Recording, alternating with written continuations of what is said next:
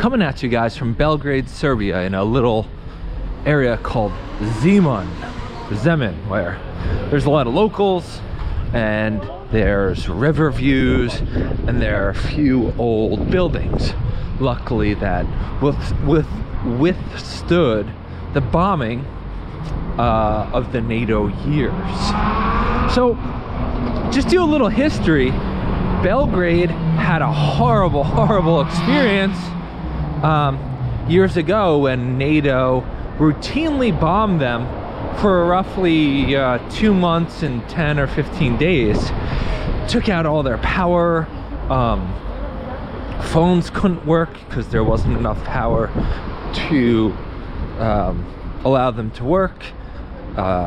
Medical devices such as dialysis machines and oxygen machines in hospitals weren't able to function because they were reliant on backup generators, the hospitals, and for whatever reason they were giving out. So clearly it was an incredibly challenging time in the history of Serbia in general.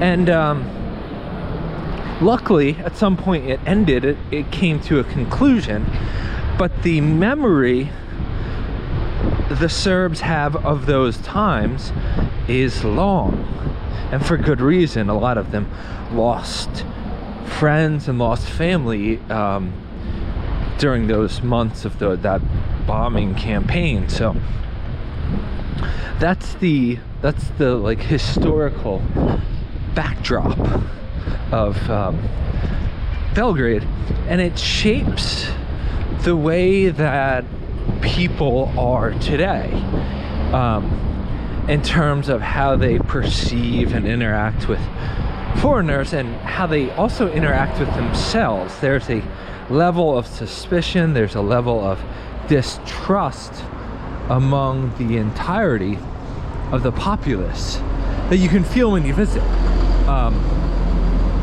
There's not really a free-flowing dialogue between people. There's quite a bit of looking at one another and trying to size up one another just by visual clues,